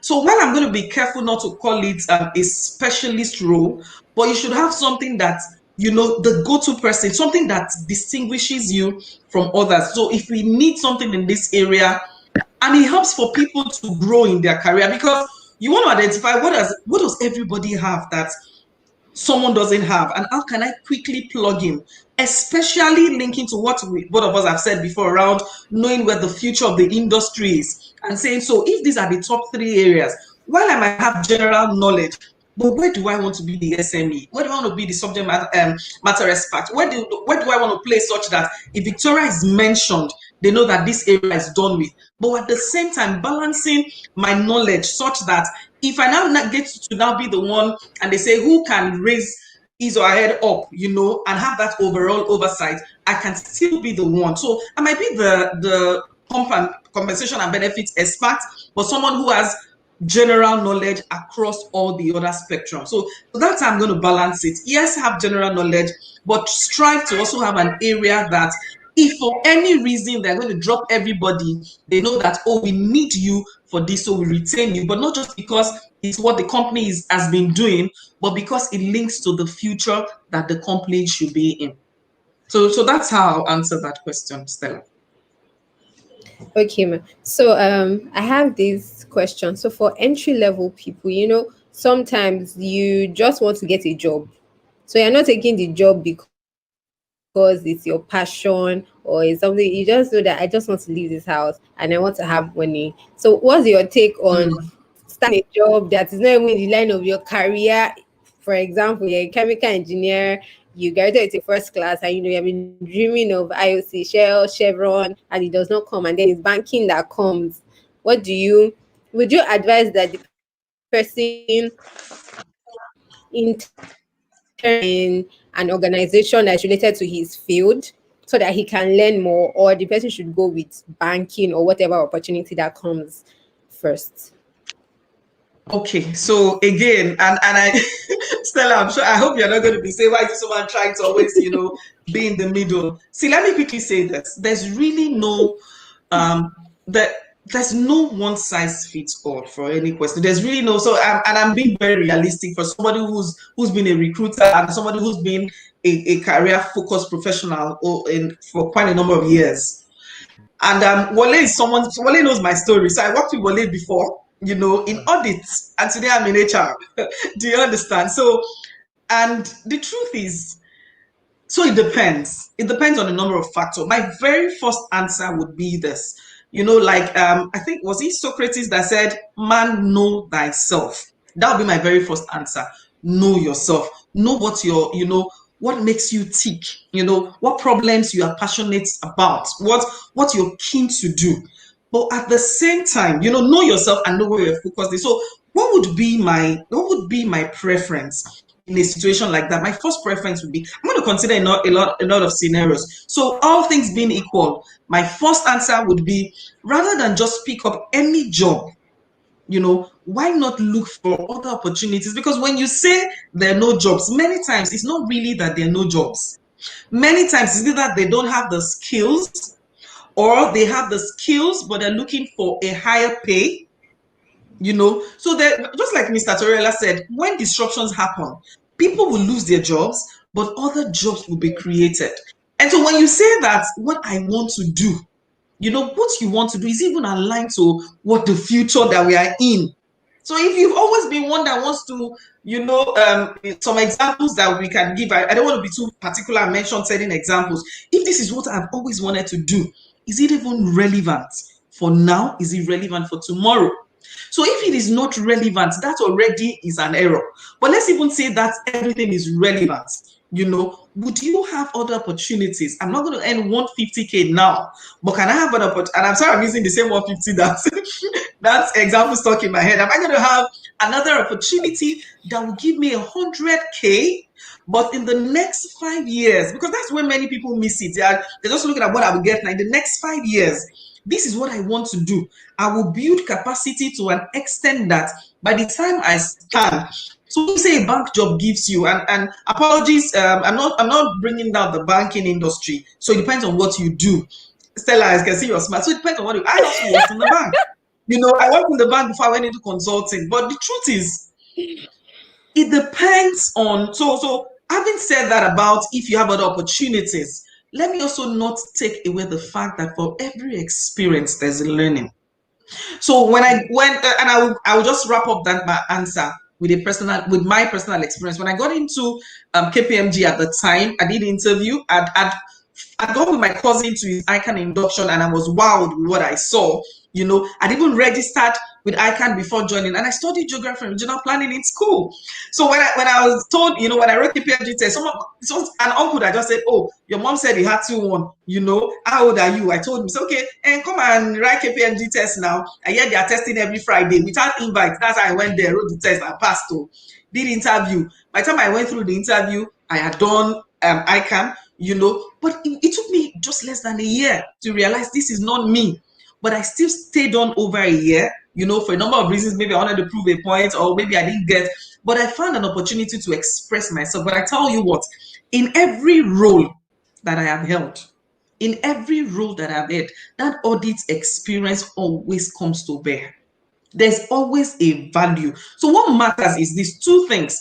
Are there opportunities immediately in the area that you want to be in? It might not earn the same thing. So don't miss the pay with opportunities. Don't miss the fact that you lack the skills with available opportunities. If all those things are in place, then if this is what you have now, put your best to it, but at the same time, don't lose focus of what you want to do. Because when those opportunities open up, it's the things you already have in the state of preparation that would now help you to get the opportunity in the place you want to be. And so for someone like me who now had an opportunity within the same organization, imagine that I had struggles where I was before. It was a matter of a passion for me. It was a matter of this wasn't really what I wanted to do. But if there were other issues, I would likely not be getting that opportunity. It would have been, "Oh, no, we don't even want you in the system anymore." And so really, it's striking that balance between really understanding what you really want, and it's not because of the pay or anything. And then wherever you find yourself, I always say that every knowledge is valuable, but don't lose sight of what you really want to do. Build yourself in that and be open to opportunities, and they will come. That's the truth. They will come. Finally, I have also seen people who thought this is not what I want to do. They go in there in that space of, let me just grow myself while I'm looking forward to it, and realize this is me actually. Because many times you're a young graduate, depending on your school that you went to, depending on the exposure that you have, so a lot of things make us up. That's the truth. Sometimes when we say, a lot of things make up the person, and so you get into so don't lose any opportunity because, oh, it's not what I want to do, but don't lose sight of who you are and what you should be focusing on. So that's the balance I'll strike with that question. Thanks, Thank you Stella. very much. That's a very robust response. I mean, it covered everything. Okay, I have two more questions before we go. So, Mr. Toriola, I'd like to ask, so what trends do you see in the next 5 years? So the reason why I asked this question is because I saw a recent report that says that the lifespan of skills are very shortened. So the skills that used to be relevant some years ago are no longer relevant. So for example, if you're a programmer and then you come now and say, "I know how to write Fortran," people are looking at you like, "Where did you come out from?" Nobody's writing Fortran anymore. But people are writing new languages, Python, React, Node.js. So you need to be. So what trends do you see? How fast do you think people should do a self-evaluation of their skills so they know when they should learn new skills and say, "Oh, this one is expiring. I need to move up. I need to upgrade, reskill or upskill, whichever term is relevant to them." Thank you very much. So, like I said in my presentation, there are technological innovations happening, and the speed at which these things are happening is increasing. So, I won't say, okay, this is a trend, but what I will say is look at your industry. look at yourself, your skill set, look at your career, and go online and see. Just try it and say, okay, what's the future That's true. of accounting? What's the future in marketing, in people management? You understand? It will give you the particular trends you should be conscious of and should be tracking for your industry. But I can talk generally, which I have done, about things that are affecting these trends. So things like 5G. 5G has come to stay, no matter the stories around it.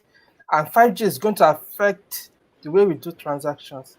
There is Internet of Things, which I've also mentioned. So your fridge, for instance, can order your grocery. You don't even have to think about it. Yeah, it's We're there not already. science fiction. It's reality right now. You Whether you understand? have money or not. You of course you have money.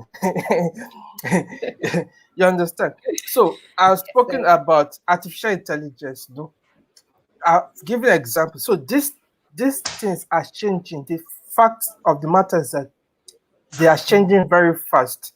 And as career people, we need to be conscious of what is affecting our industry and get to understand them. That's why I went to take those courses on fintech to get to know more about blockchain technology beyond Bitcoins I've been hearing, because I know blockchain is going to affect my industry based on my research.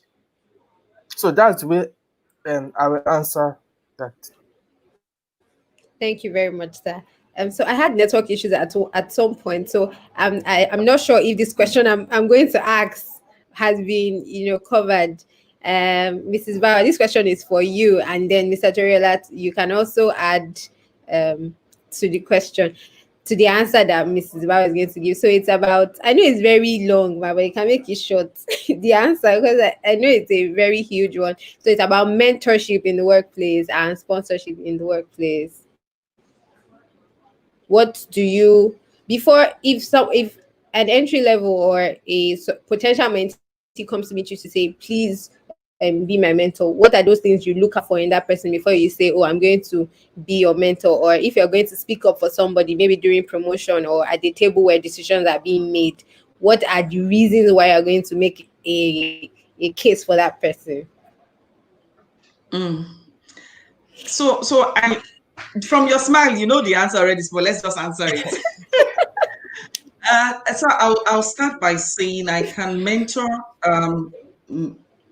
Well, a while back, I could say that I can mentor anybody, but now maybe not because of my time. But I can't sponsor everybody. So I think that's the fundamental difference. You know, you can walk up to me, especially as a new hire. I don't know so much about you, especially if I'm not even involved in your recruitment process. I'll give you an open slate if I have the time, because also for the effectiveness of my mentoring, you know, it has to be that I have the time. I have situations where I haven't, even as a mentor, I felt that I haven't done so well. I'm trying not to use the word failed, you know, I haven't done so well. And so because of time, because I had too much on my hand. I don't know. Can you hear any noise from my background? It A was bit, just the right? vibration, but then it stopped Okay. already. I think it stopped from my end. Okay. So if you have I can mentor you. If you walk up to me, you know, my role as a mentor really is just to help you grow, you know, to lead you, because I've been there. You know, a mentor takes you through the path he or she has gone through, helps you to avoid some mistakes, you know, tells you what to watch out for, has more experience, both in terms of the work and also in terms of the environment if you're in the same office. But as a sponsor, I'm going to be putting my foot forward for you. I'm going to be opening doors for you. I'm going to be bringing my neck out, you know, to say I put my neck on the table for Victoria. I'm only going to do that if I am certain of the value, not just of the capacity you have. You know, when we spoke, we kept hammering on capability. It's not just on what I see now. If I'm going to be saying I open the door, so for example, now if you are so let me use the banking. If you're a banking officer, do I see you playing the role of a senior banking officer in a particular function? where an opening comes up? Or do I even see you? Because the truth is that people have, so I'm talking from the HR knowledge and the background that I have. Some persons, everybody can be a specialist. Not everybody will be able to function in the role of a CFO or in the role of HR director or in the role of partner.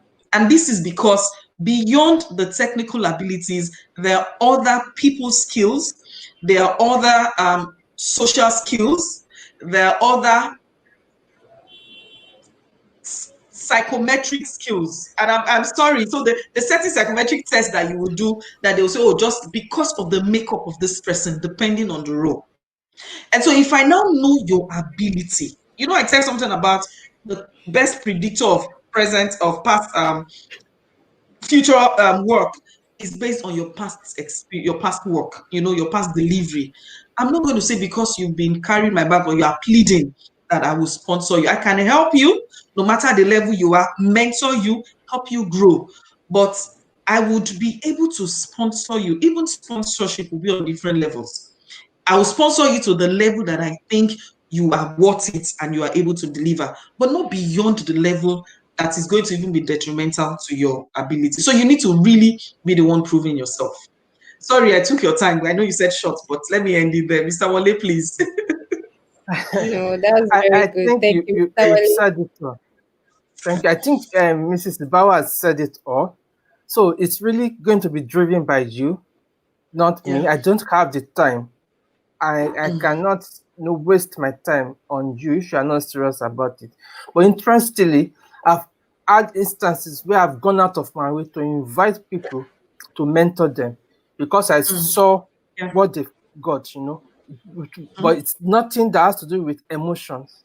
It's like Mrs. Bauer said, I've seen this person can easily grow. This person is somebody I'll be proud to say, yes, I helped in lifting up to this level because I've seen that this person has those qualities, has the right attitude, has the passion. You understand?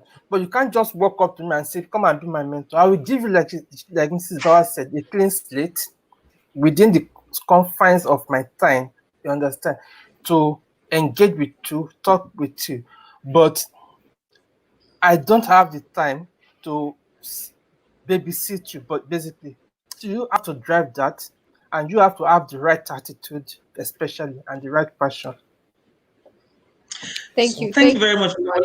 I don't know if you can give me 1 minute. Let me just quickly say Yes, I wanted something. to say final words, so you could say what you want to say and your final words. And Mr. Toriola, you would also give us your final words. Thank you so much.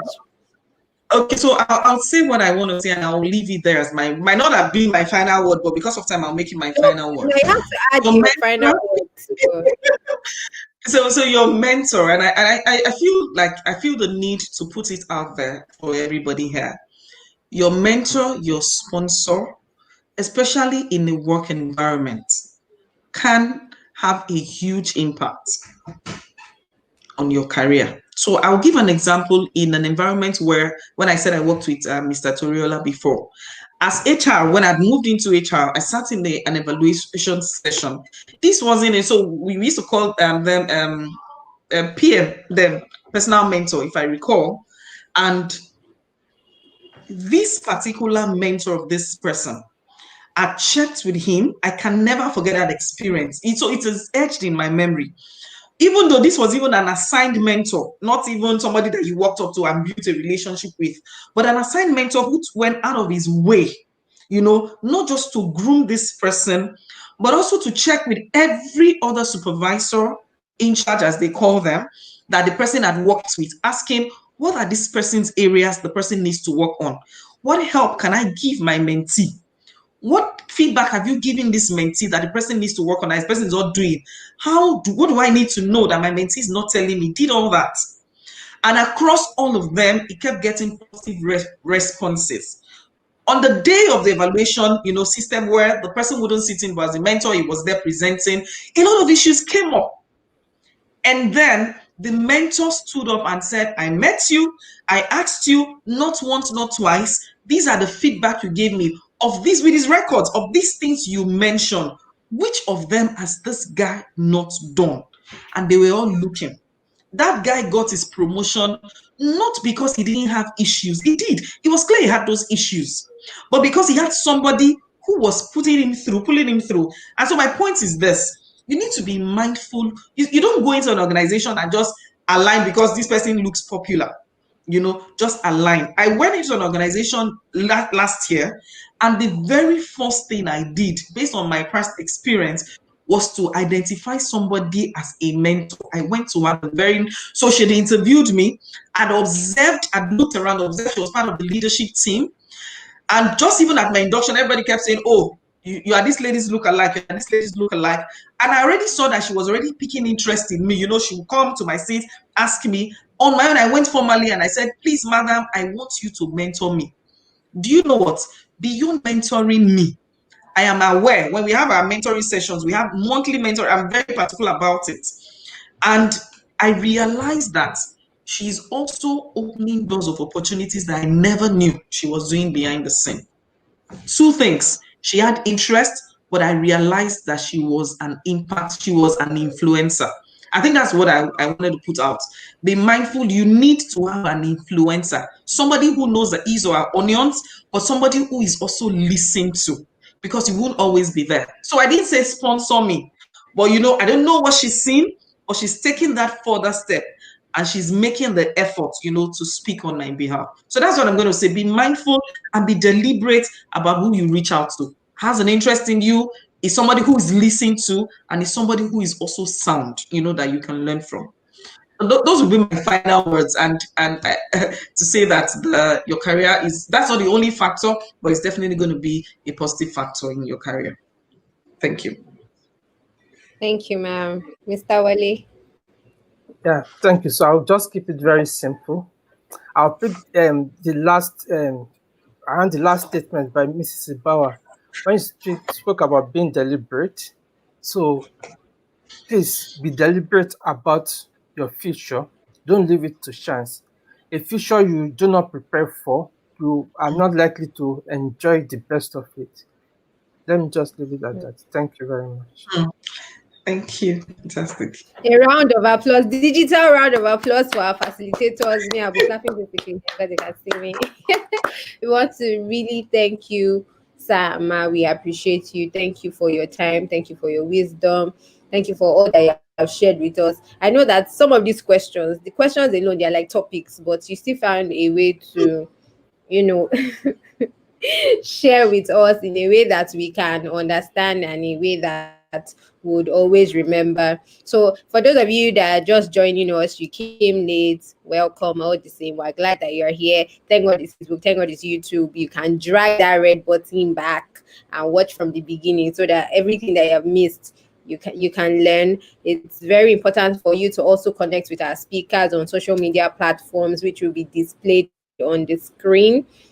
For everyone that also sent their CVs, God is able to do exceedingly abundantly above all you can think or imagine. God is not a magician. You have sent your CV. We hope your CV is you. Everything written in that CV. When opportunity comes, when I hope you are prepared for what you have been praying for, and God would bless the works of your hands so far. So everything that you desire, don't worry, would reach out to you. The team will reach out to you. We have gotten your CVs, and then we'd also like to invite you for our service tomorrow. So tomorrow we're going to be having a very interactive service where we'll be listening and also sharing on how COVID-19 has impacted our work. It is glaring. It depends on what sector of the economy you are at. If you're working out of the aviation industry, you know that it really hits you really bad. But for some other industry, essential services, food, I think medical people were overwhelmed. I mean, banking, I think we're chilled. You can see the results, the profits. It declined a bit, but we're doing well. We're okay. So, Compared to other African countries, right? Let's not even go there. so we would like to hear from you. So please connect with us online. Our services starts 9 a.m. UK Nigeria time at CBC Wealthy Place. Same YouTube, same Facebook platforms would like to see that you attend and learn, because there's always something to learn. And we will be your host. We'll be here to, you know, share wisdom and also learn from you. Also, we'd like to invite you to our School of Money Mega Summit. This is our it's an annual event because we had it last year, and last year was out of this world. Like it blew my mind. Some of the things that I heard from last year, I've been able to implement, and I'm on my way to becoming a billionaire. At least I'm not afraid to say billion. It's the number now. It will soon be real, you know. So I'm calling those things that are not as though they were. You know, I'm seeing it, but it will soon materialize. And I hope it's the same for you. So this will be coming up October 3rd, 5 p.m. is a Saturdays in the evening. So instead of watching Netflix, instead come and binge with us. You know, sit down on your couch, connect online, get your popcorn, get your drink, come and learn from our overseer, Dr. Olumide Emmanuel, the common sense guru. You know, some people, they know how to make money on autopilot, and you don't know how to make money on autopilot. I say you don't want to come and learn. The future of work is part of the future of work, learning how to make money on autopilot. So you don't want to miss this section, you don't want to miss this segment. I'm sure Mr. Wale and Mrs. Ibawa have been blessed by the ministry of our overseer, and they can assure you that your life will not be the same once you attend this service. God bless you. Please turn on your notifications, follow us on all social media platforms. We would like to engage you as much as we can. If you know that in the course of this career service, God has touched you, you know, transformation comes by the word. And this is the word that has come to you, the future of work. It doesn't have to be written expressly in the Bible, but in the Bible, it talks about having an understanding of times and seasons. So we have just demystified times and seasons for you in the future of work. So don't say, I did not quote Bible. A word is enough for the wise. Do not just be hearers, be doers. So you have heard now that if you want to know how you be relevant in your industry, just as you are leaving this website now, just open a new tab. Don't leave Google completely or whatever browser you're using. Go to the next tab and say the future of engineering. So that you are sure that what you are learning is relevant. It's not that what you are learning now will expire in the next 2 days and you have paid for the training. It will not make any sense. And then you've heard that you should get a mentor. Some of you are doing the work, but nobody in the office knows that you are doing the work. You need a mentor, somebody that can say, oh, I know that this person can perform. It's not based on favoritism, it's based on merits now. We know that God is our sponsor, but God is not going to come down. He has already positioned men here on earth for us. So you better connect to them and don't close your mouth. A closed mouth is a closed destiny. Open your mouth and connect to people you need to connect to. Stop gisting up and down during lunchtime. All the gist has not added value. Talk to the right people, create the visibility, learn the skills, perform on the job, and I mean, I don't know what else. Mr. Wale and Mrs. Bawa said everything. Your job is already waiting for you, but are you even ready for the job? So, thank you. A very big thank you to the leadership of Calvary Bible Church Bagada for this opportunity and privilege to have these amazing individuals talk to us. So don't forget, please follow them on all social media platforms and share their posts, like their posts, engage their posts, and they would pay attention to you when they can. They are very busy people, but out of their busy schedule, they have created time for us because you matter to us and God loves you. Thank you very much. We hope you learned a lot. God bless you. Thank you, Mr. Oyewole Toriola. Thank you so much. Thank And you. belated happy birthday. I Thank saw that you. you became a year older Thank Oh, you. recently. really? Thank you. Happy Yes. Thank you. birthday. Sorry. Thank you. I didn't realize. More years in more years of impact, greater platforms to show the world what you have, because Amen. you've not even Amen. started yet. This is just the Mm. beginning. You're just Amen. scratching the surface. Same thing for Mrs. Amen. Ibawat. God Amen. meets you at the point of your needs, all your heart desires, greater platforms, influencer, LinkedIn influencer, top 100 by next year.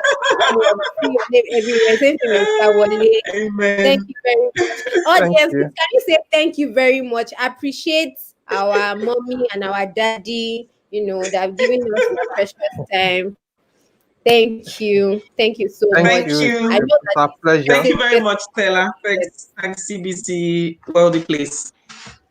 Thank you, Sam. Thank you. We appreciate you. Thank you, Pastor Clement, Oladipupo. I can see you in the comment section. Thank you. Thank you, everybody. Thank you to the team. God bless you. Have an amazing week ahead. Enjoy service. We love you. Thank you once again, Sam. Thank you. Thank you too.